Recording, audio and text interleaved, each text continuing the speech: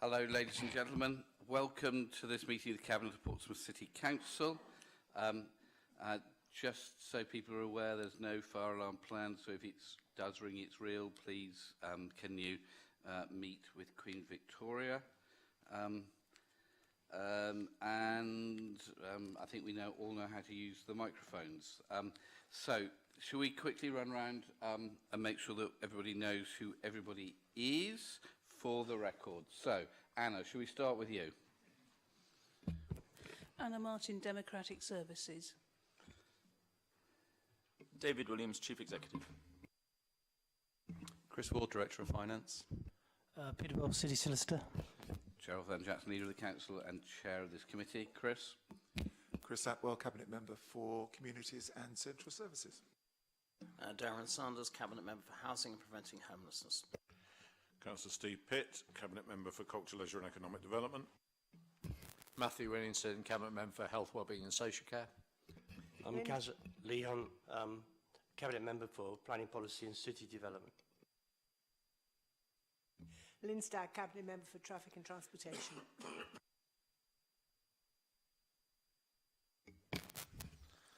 Indeed. Councillor Jason Zachary, Cabinet Member for Safety in the Community. Councillor George Magic, Leader of the Portsmouth Independents. Shall we start with Lee? Lee Todd, Head of Marketing Communications Engagement. Karolina Szczepaniak, Equalities and Diversity Officer. Kimberly Barrett, Cabinet Member for Climate Change and Environment. Christina Downey, Climate Change Officer.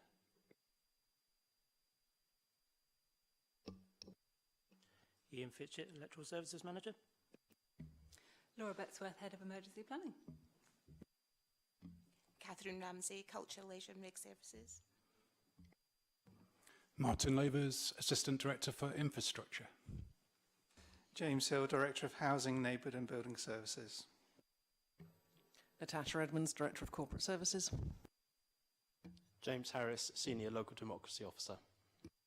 Excellent. Okay, we have apologies from Councillor Susie Horton, who hopes to be with us, but she's got to go and do a ribbon cutting, and then she hopes to come and join us then. Chris Ward says you've got to leave at 2:45. We may have got to the end by then, I hope, by Chris. 1:45, we'll definitely be done by then. Okay, James, as you're here, can I do a quick request?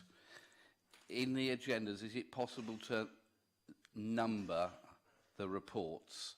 Because it is confusing to have an agenda where there's just a list of things and they're not numbered. So it would be very helpful in future if we could have the reports numbered 1 through, I think we got 10 in future. Thanks, James. Okay, so that was apologies for absence. Any other apologies we need to note, colleagues? No. Okay. Declarations of interest? No. Okay. Records of meeting on 21st of February and the 7th of March. Colleagues, are you happy with these minutes? Great. Thank you. Number 3, Hillsea Community Centre. James, are you going to launch in?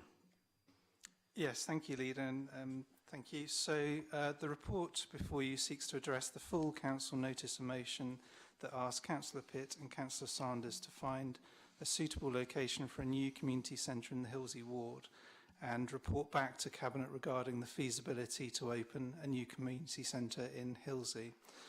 The report before you is the result of collaboration across directorates. The feasibility work utilised internal expertise and also took advantage of the opportunity to incorporate strands of work that either started or were underway during the same period of time. So, for example, the consultation on the Hillsea Lido, the consultation on the Hillsea Lodge site and the Youth Investment Fund bids in that area. I'd like to put on record a thank you on behalf of myself and Stephen Bailey for the work of Culture and Leisure colleagues James Daly and Catherine Ramsey, from the Strategy Unit Kelly Nash, from Regen Stuart Palmer, and from my own services Sarah Lindley, our Community Centre Manager, and the Quantity Surveyor team in Building Services, all of whom have had a part to play in bringing together the content. Cabinet have been briefed on the report, and briefing sessions have been held with Hillsey Ward members with invitation for group leaders. So I won't go through the report in detail, but instead just provide a brief overview and then update you on some points that have come out of the ward member briefings. The purpose of the report then is to provide Cabinet with information to inform the decision. The feasibility work within the report includes some description of community capacity and definitions of community centres. There's a demographic analysis for the Hillsey ward. There's an overview of the current facilities and previous facilities in the Hillsey ward. There's a list of PCC-owned sites and land, and there's also some indicative cost to build and operate a community centre. The officer's summary can be best captured in section 3.3, and it's an officer's view that the feasibility doesn't on the face of it support the need for a new community centre. The report highlights the capital cost to build a centre as well as the revenue requirements to operate a centre. The report highlights the potential for a already purpose-built community centre located in Howard Road to be brought back into active use. And Vivid, the building owner and dominant landlord in that area, have commissioned the services of Chichester Community Trust to develop a model to bring that centre back into use. And our conversations with Chichester Community Trust, in our conversations, we've encouraged them to talk to ward members about the work and the plans to do so. Vivid also remain committed to the working with PCC and its partners around the Youth Investment Fund for that building in that location. The report also highlights opportunities within the wards, particularly the Hillsey Lido consultation, which would include community room and space, and Hillsey Lodge, whilst the intention remains to create a housing development sensitive to the location, particularly with regard to adult social care neighbouring scheme. There is scope to consider in the feasibility a community room or space should Cabinet wish us to do so. The report also draws attention to discussions with existing building owners in Hillsey wards, so for example Gatcombe House and the Rugby Club, and the positive conversations as a result which have led them to consider using the community space and community rooms within those buildings and offering a preferential rate for the community to use them. And the officer recommendations, which are in section 2, just flow from all of that feasibility work. Just to update Cabinet, so since the report was written and as a result of the briefings with ward members and others, I can provide you with the following information. The first is that the census information used in the report draws from the 2011 census. We have cross-referenced that against the 2021 census, and there is no change to the characteristics outlined in the report. Stephen Bailey has pursued a discussion with Father Bob White regarding St Francis Church for the use of the church hall, and also Stephen and Kelly met with the head teacher of Portsmouth Grammar School to discuss the community access to Hillsey School playing fields, and those conversations were all positive and will continue. And we've also asked Vivid to clarify the position with regard to a community room at South Downs, and we'll share that answer with Hillsey ward members when received. Other than that, the report is as it stands, and Catherine, who accompanies me, we're both happy to take questions. Thanks, colleagues. Darren. Thank you very much, Gerald. Firstly, I would like to thank the Portsmouth Independent Party, especially Councillor Russell Simpson, for bringing the motion that led us here in the first place. Because frankly, without that motion, this work would not have been done. And indeed, from the records, this is the first time this has been done for 20 years, which is when there was lost a significant amount of work looking at Hillsey. I'm going to say pretty much what I've said elsewhere in public. As a result of the work that's been done, it's pretty clear that there is no... Hillsey has a range of communities, which are all slightly different to each other. Hillsey is quite a disparate area. And so the idea of having one community centre, when there's so much that is available and so much that is underutilised in the ward, feels not the best use of time and particularly money. The costs outlined in the report of building the sort of community centre that we see at Fratton or we see at Milton is significant, and obviously construction costs will continue to rise probably as the years go by. So I think the idea of utilising existing space, and I particularly recommend the spaces at Gatcombe Park as well, which is now work, and the work that James has outlined with Father Bob and the churches in the area are significant. There is also a significant area of deprivation in the northwestern part of the ward, and that's why we've been working with Vivid and the Youth Investment Fund to see if we can bring that community centre back. That is not the sole answer, that is one of the answers. And also down the track we've got the Blue Lagoon as well. So I'm delighted that we've been able to do this work. There is no one answer to the question. This report outlines that and is a very realistic way of outlining it, and I recommend that we accept it. Thank you, Gerald. Thanks very much indeed. Matthew and then Lee. Thank you, Leader. And I'd like to echo the thanks to the Portsmouth Independents who brought this motion in the first place. I think it's actually, so I'm going to specifically talk about the Hilsea Lodge site, as obviously it was a adult social care residential care home previously. And it really did sort of bring to the fore in terms of the consultation and engagement that was done, that indeed people were content with that usage of the site, and it does appear as well that the people of the area are content with that being similar again. And I think one of the interesting issues about that site is it is next door to Russets, which is a respite centre for people with learning disabilities, and it's also, and actually has some people who live there full time. So a community centre directly next door to that kind of facility will probably be inappropriate, because to be a successful community centre, of course, you want a community centre to be used all day and well into the evening as well on a 7-day basis, to make it viable and make it a really good thing for that community.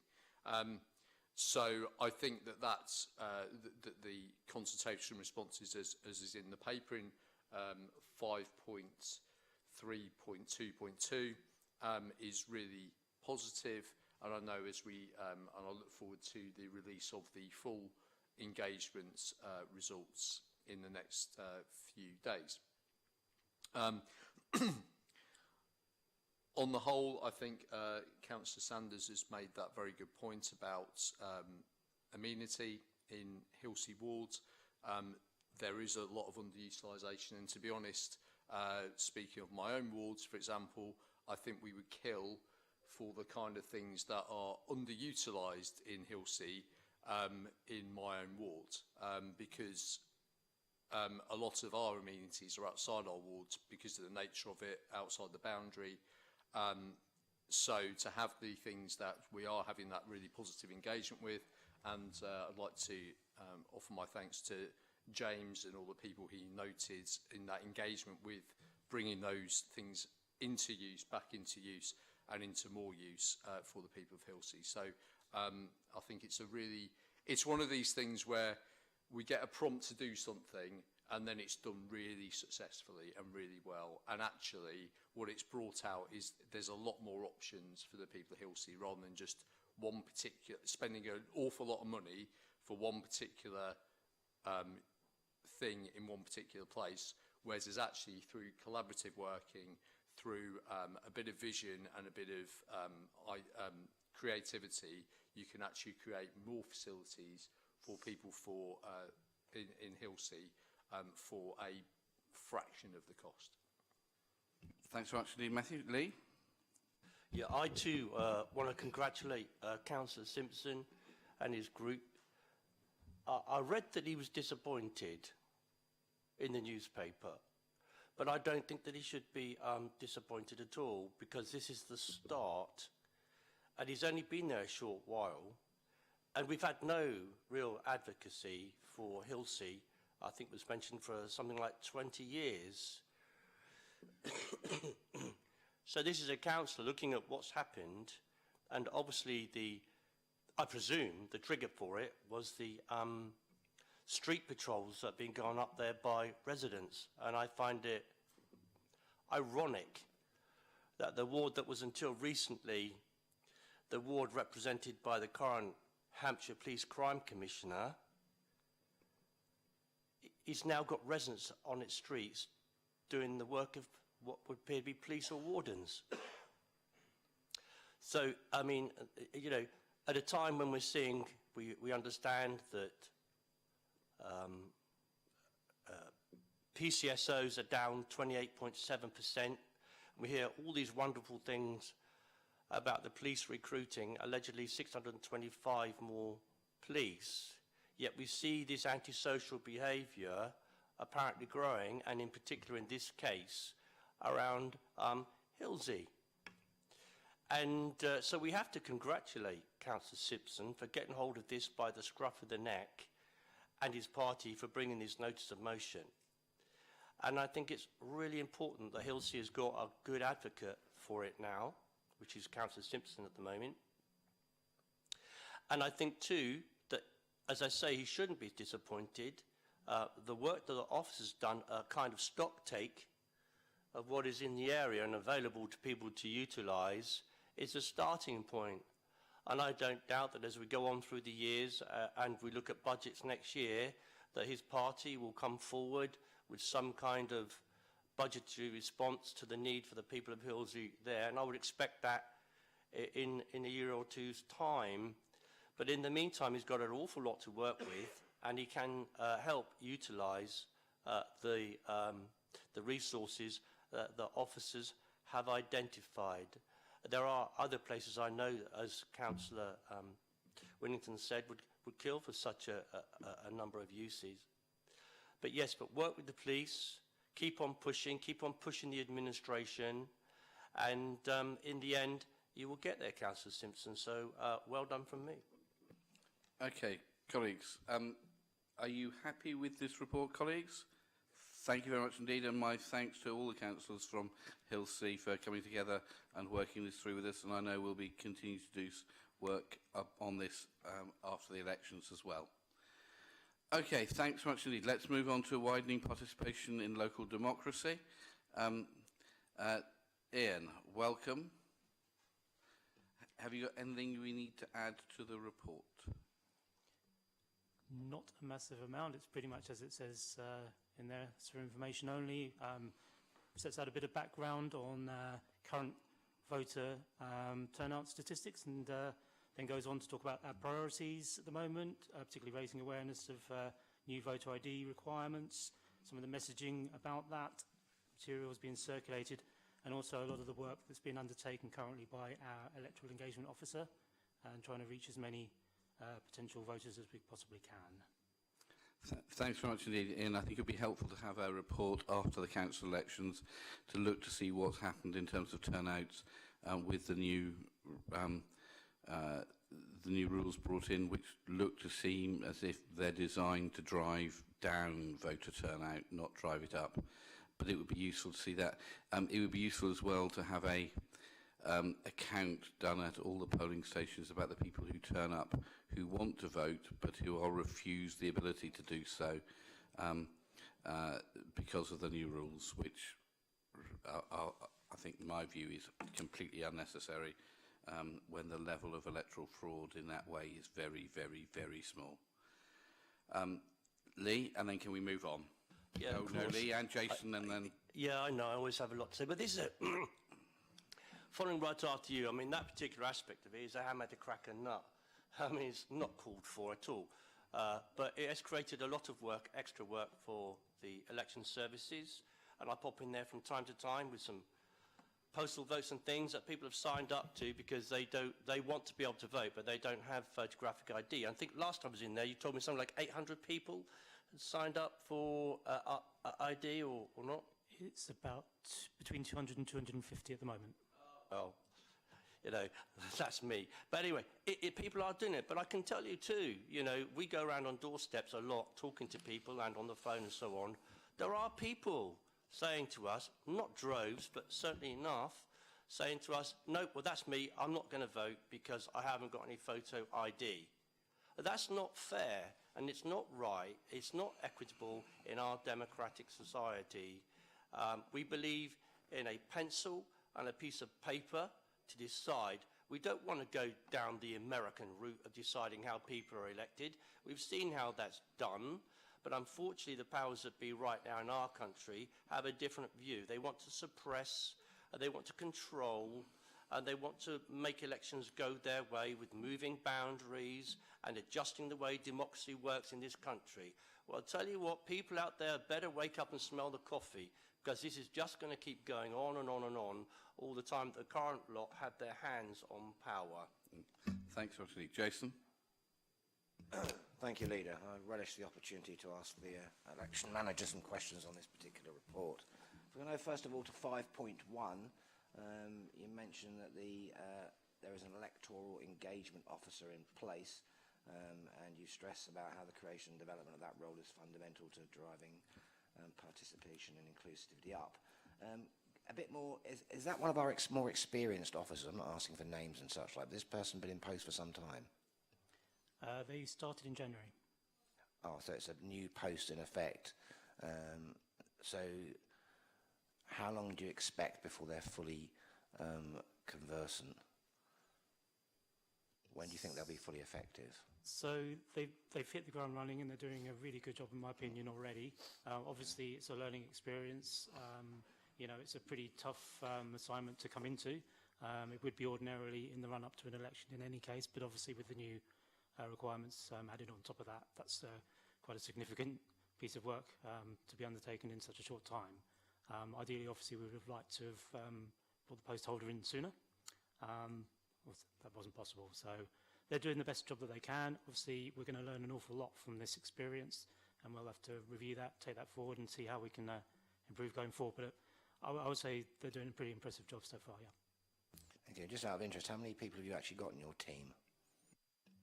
We, in total, have 6, of which the engagement officer started in January, and a new apprentice started about 4 weeks ago.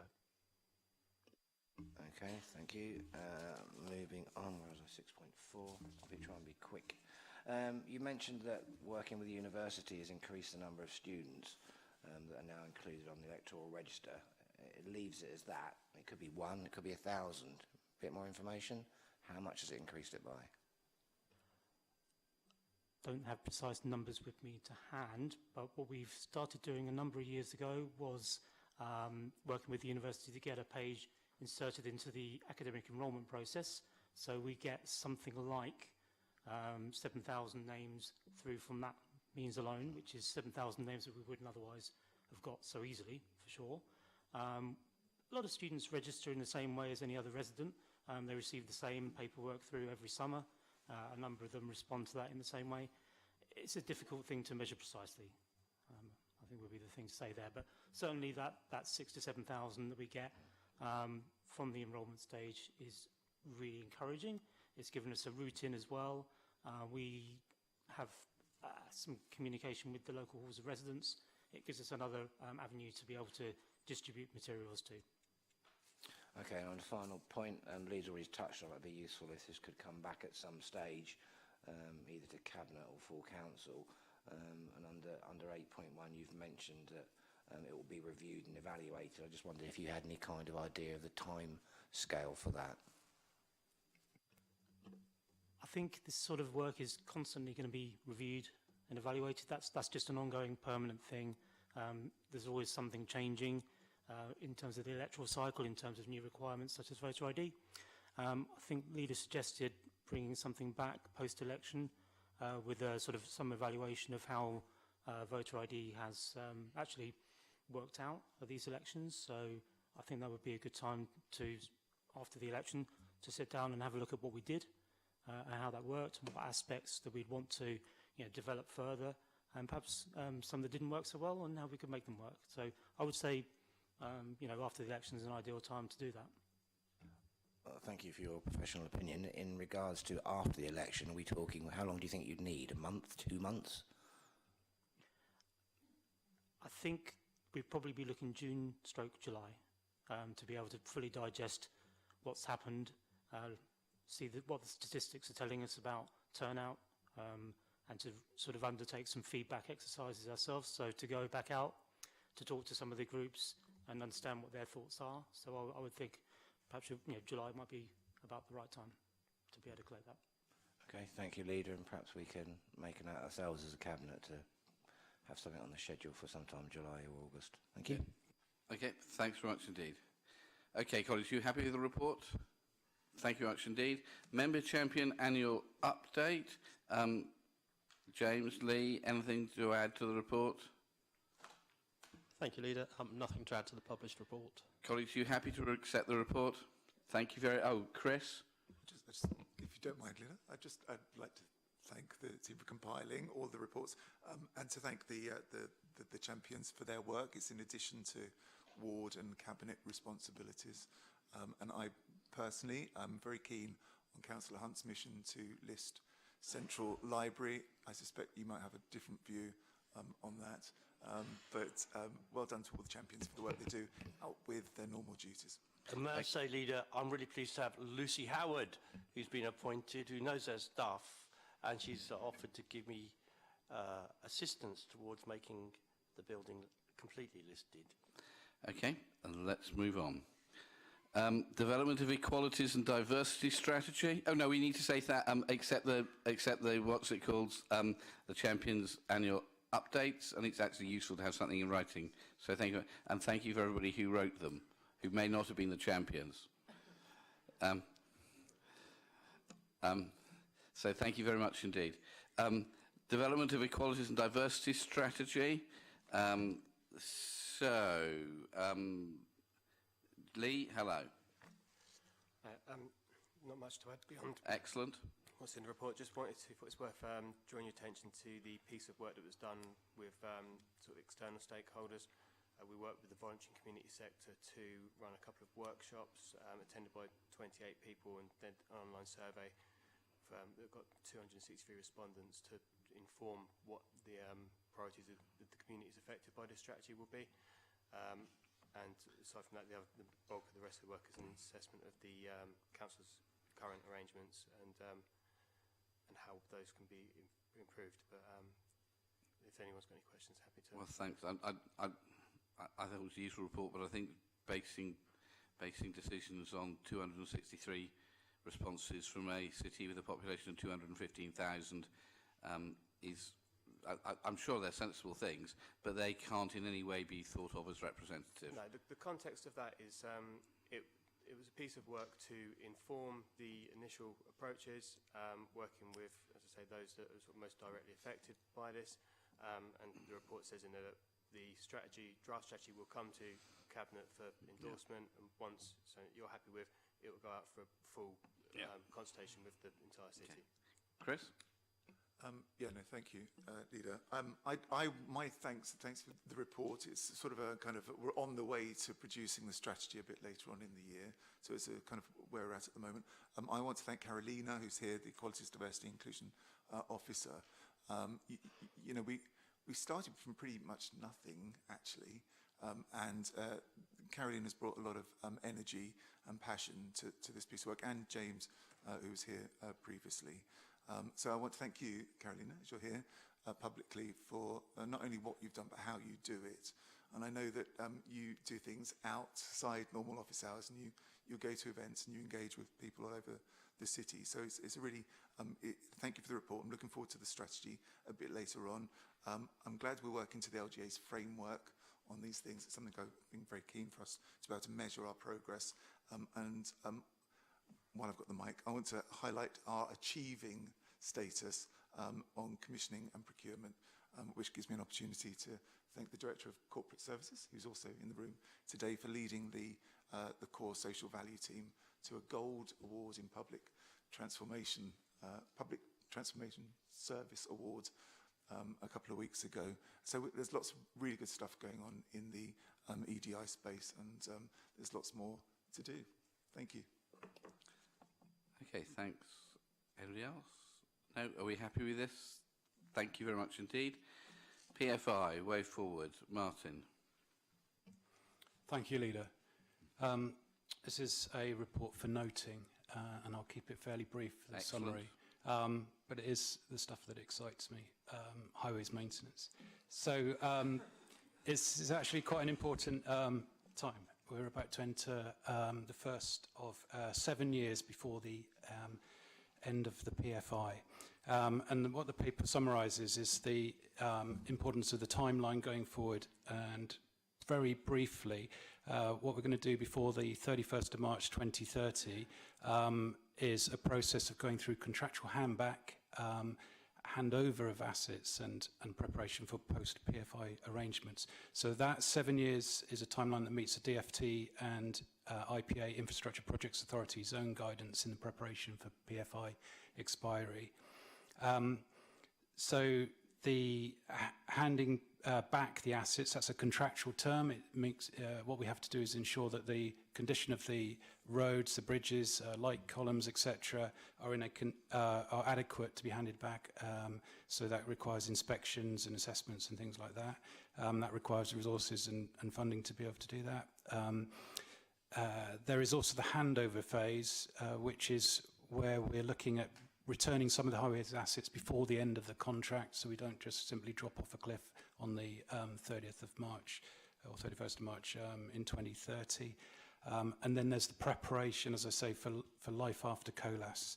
And that is a big piece of work, because obviously, as you can imagine, managing the highways assets, which are being done by COLAS at the moment through their Walton Road office, what that looks like going forward, whether it be something similar or a DLO or whatever that might be, we need to manage that and prepare for that well. I mentioned we're working with the DFT. There is a part of the DFT is actually called the PFI Expiry Team, and that leads on networking and collaboration for with organisations like ourselves.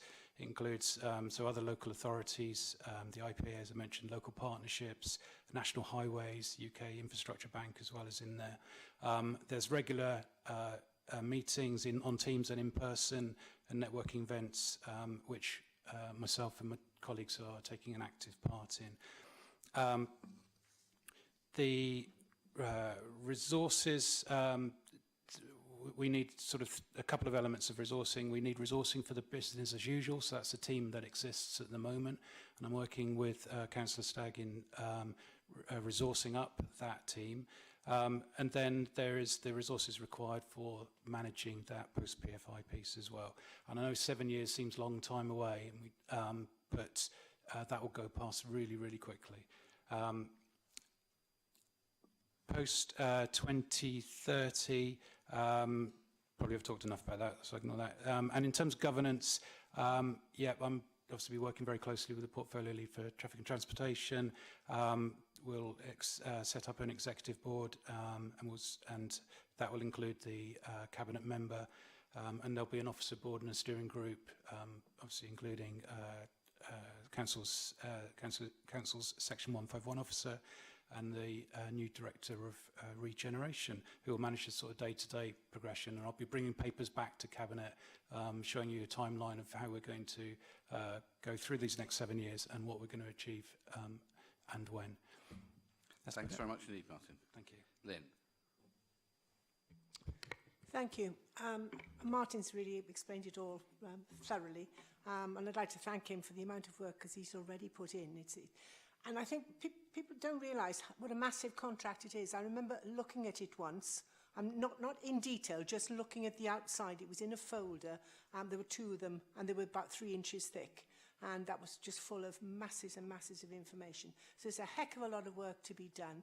And one of the things I want to stress is that we haven't got the staffing at the moment. I mean, transport, I mean, I know lots of departments are understaffed. Transport is understaffed by between 20 and 25%. And these are specific, you know, this is an infrastructure area in particular. And you have to have, there's business as usual, which will be going on in the next 2 years and the 5 years after that in the actual rundown beforehand back. but there's also all the work to be done in doing that preparation for the handing back and then post PFI, because people have been used to everything being done. Colas does it. You know, if you want something done, Colas does it. Who's going to do it after that? And that's got to be put in place. And we need staff to do that. And that means, you're not going to like this, Chris, but it's going to involve money, okay, funding. And it's important that it is funded properly, because we want to hand back that contract and have the state of our roads and our assets as specified in that contract and not below that level. So it's a very important piece of work. Thank you. Thanks very much indeed. Martin, my only comment would be, it's absolutely right the portfolio holder is there at this, but I think it's useful to have a second pair of ears from the Cabinet as well. So a second member, because I know Susie has been doing an incredibly good job, and I don't know, we won't know who's doing what after May, but it would be useful if that sort of learning we can take through into this as well. Okay, thanks folks. With that slight addition, is everybody happy with this? Lovely, thanks. Emergency preparedness, resilience, response. Laura, thank you very much for your enormous patience waiting all this time. Anything you want to add to the report? Thank you, Leader. Nothing particular to add to the report other than to say this is the stuff that excites me. The service was created in 2018, and that was pre-pandemic, pre-EU exit planning, and I think it's proved itself to be a good decision at the time. As a service, we've thrived creating a effective business model for generating income and a more robust and resilient service for responding to all manner of incidents. So the request that this report is seeking is to extend the service for another 5 years with Southampton City Council. Okay, thanks. Jason? Gosh, that was quick. I didn't even indicate I was going to speak, but thank you. Well, what can one say apart from to reiterate and also to say how much this makes sense in a number of ways. I mean, not at least professionally, but also financially, as the report details. I think it's true to say Laura's relatively new in post as head of the service, but has had prior experience to that. And whilst I've only had this portfolio for a year, she's been very good at keeping me updated. And I think it makes great sense because Portsmouth and Southampton share many similarities. Obviously, both port cities, both unitaries. So it's sensible that we work together. And a number of cases I think we've seen as members across the last year, and even prior to that, Nelson in particular has had a number of cases of gas explosions and a fire and some deaths back in Grafton Street not too long ago. In fact, there was even a fire at the weekend in Southsea. And again, the information comes to us relatively quickly, so I thank her and her colleagues for that. So I'm happy to accept the report, and I think it makes great sense, and long may we continue another 5 years after the next 5 years. Thank you. Thanks very much. Lee? Yeah, I remember when COVID was first creeping out of China, and I pulled the emergency planning team together with other senior council officers, and we started briefing members. And I think that made sure that we had a coordinated and logical response to what was going to occur over up until now. So emergency planning is very much to do with that. And of course, they also oversee any nuclear submarines hanging around the channel, probably not the Russian ones. But anyway, so and they are a good team, and as Councillor Zaki's mentioned, the work that they've done in ensuring that, so for example, and with Joe Bennett, of course, you know, in Nelson Ward, we've had these disasters, as it were, the Nelson Avenue and Grafton Streets around there, very, very key in making sure that residents were quickly looked after at the community centres, and we, you know, they were there before even us, which is something, I must admit. So I'm enormously grateful for the team and glad to see that we work so well with Southampton. And I know the feedback from there, because I had the portfolio before Jason, the feedback from there is very good too. So thanks to everybody. And sharing these resources is such a good thing to do. Thanks very much indeed. Colleagues, you happy with... Steve, do you want to talk? Yes, just very briefly, Leader, just because obviously during that pandemic period, along with yourself, I was in all those gold meetings, and I know the huge value that this service has. I think they do an excellent job. I think we get real benefit from the partnership with Southampton, and it gives real synergies between the two cities, and I just want to place on record my thanks to Laura and the team. Okay. Colleagues, you happy with the report? Thank you very much indeed. Okay, over the page, Climate Change, a Year in Review. Christina. Thank you, Leader. Hello again, everyone. So today I bring an information report to Cabinet that we've coined a Climate Change, a Year in Review. And it describes all the actions that Portsmouth City Council have taken to address climate change since the last municipal year ended, I think that's the right term, in last March 2022. So this type of information and the impacts that we've detailed in here will, going forward, be detailed in the carbon action plans, which, however, in the short-term absence of these, we've collated them here to demonstrate all the significant efforts that not just PCC officers but councillors have undertaken since then as well. And you'll be pleased to know these carbon action plans are being ready for publication now. So this report is reasonably lengthy, so I won't describe every point in there as there are a significant number of them, but they are structured around our strategic priority areas across our operations, also within our sort of actions within the city as well, which matches up with the priorities described in the Climate Action Strategy, which was adopted by Cabinet last September. I haven't got a lot more to add on it, but I would like to draw to attention the significant positive engagement and partnerships that have grown within Portsmouth in the last year, notably the Hive, the University of Portsmouth, and also Shaping Portsmouth as well, who have all really helped in sharing their responsibility of climate change leadership here within the city. It's been very well received. Thank you. Kimberly. Thank you very much. I'm really pleased this report is here today because it's just 4 pages of loveliness in my mind and 4 pages of good news stories.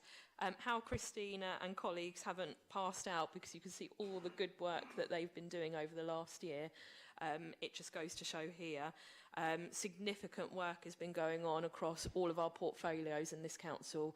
We've been very keen since my cabinet role came into fruition that we didn't want to be siloed anymore, and we wanted to make sure that we were all working collegiately together, and this really just goes to show the amazing work we're doing across all our portfolios, across all sectors of the council as well.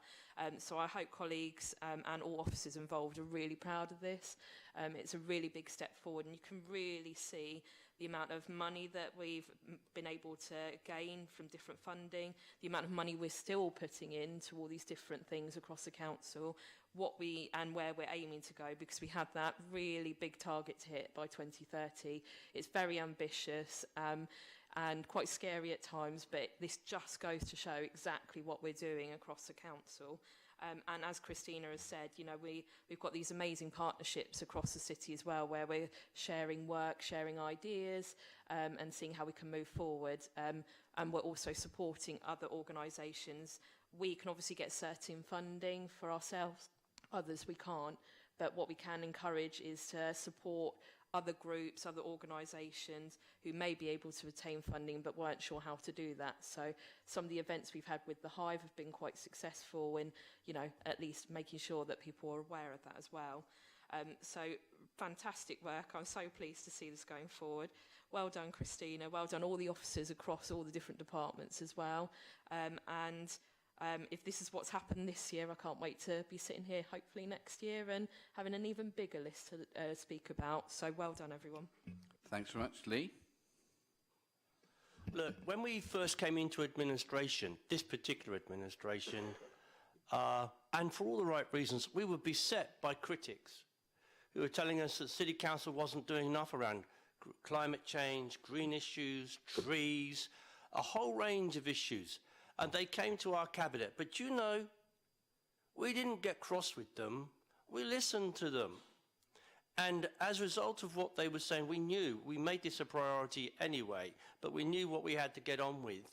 And you don't hear those voices now nearly much at all. Why? Because Kimberly, when we created the cabinet post for her to do her job and brought in officers to support her, has shifted that particular issue up numerous gears. And I could go on and list everything in the report. I'm sure people can see it.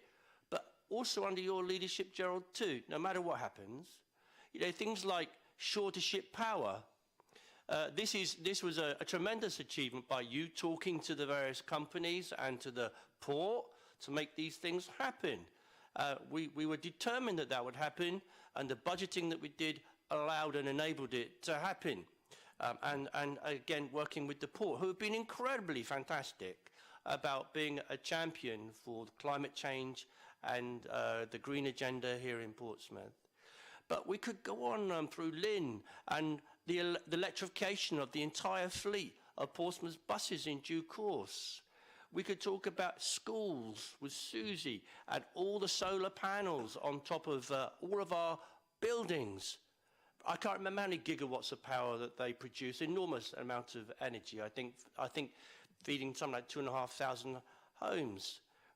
Incredible achievements, you know. And then we're going to go on and look at the food waste, and we're going to do a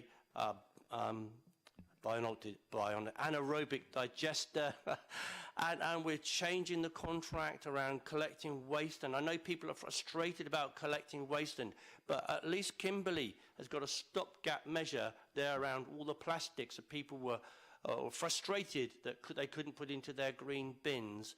And we go on to bottles and glass and all these other things. This tremendous work that's being done. I mean, it has been a huge change in the approach of the Portsmouth City Council.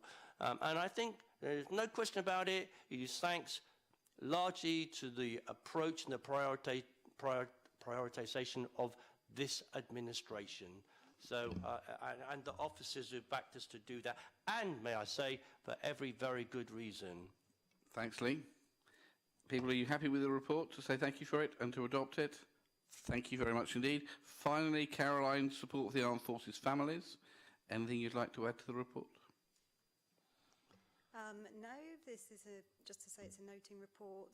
It's an update on our affiliation discussions. It's worth noting that it's not just for discussion with the Royal Navy, but also with other key stakeholders such as the Naval Families Federation, and that a core focus is not being about ceremony, but a focus on tangible support to that community, and that includes improving our communication with them, ensuring that they know what's available to them, and looking at how we can improve their access to local activities and our local offer, including housing.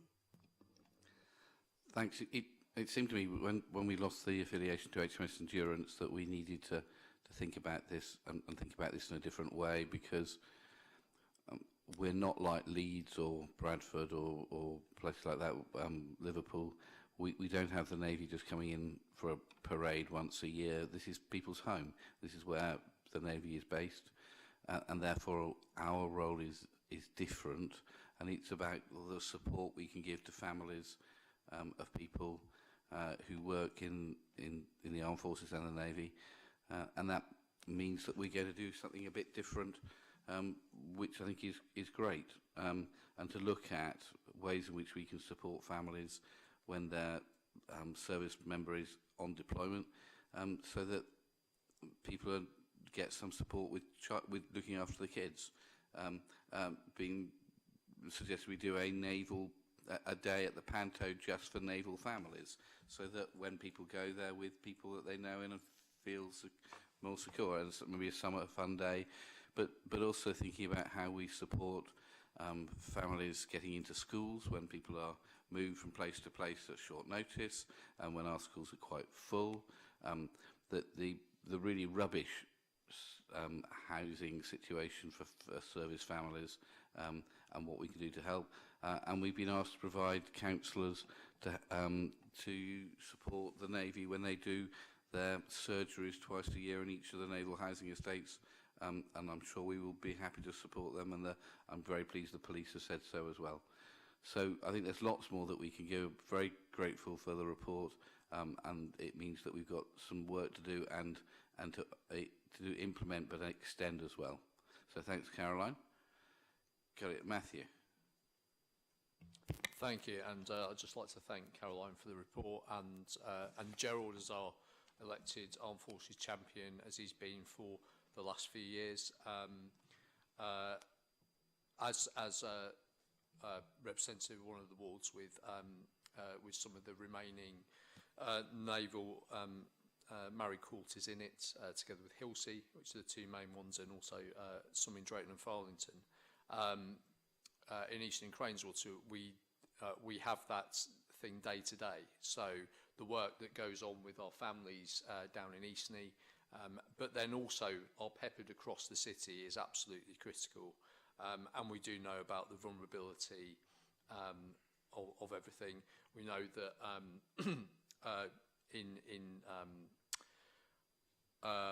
I was actually at a thing for work yesterday where one of the mental health liaison with service families was talking about the fact that there's a few ships coming in for a short period of time, and then after Easter you've got people on deployment for 4 to 6 months, and that's the reality of naval families all the time. That is a normal thing, and you can imagine what it's like having a parent, a partner away from you for 4 to 6 months at a time, and that happens on a regular basis, which is why the work we're doing is so important, and that renewal, and always looking for better ways to do that.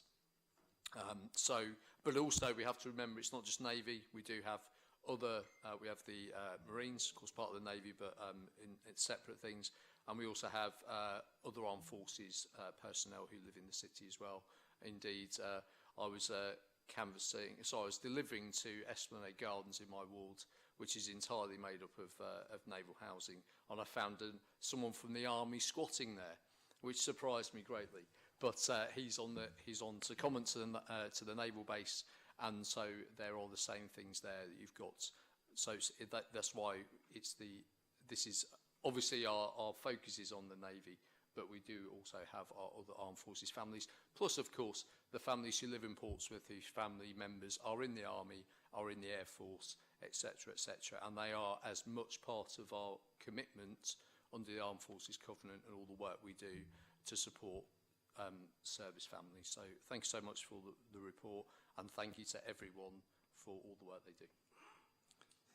Thank you. I think we take our responsibility very seriously. We are the home of the Royal Navy. That means that we are different from other places, and I think we do work hard to try to support naval families and other forces families, and we'll continue to do that. Colleagues, are you happy with this report? Thank you very much indeed. That means that this meeting is now finished. As this is the last scheduled meeting of this municipal year, can I record my thanks to everybody who's been on the Cabinet, and particularly to Lynn, who is not standing for re-election and therefore won't be on the Cabinet from May onwards. So can I formally record my thanks, Lynn, for all your work over many years, but to everybody who's been involved, both officers and members, and wish you well for the next few weeks. Thank you.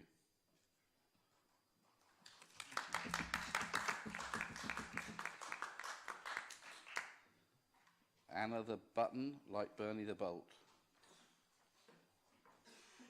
I remember.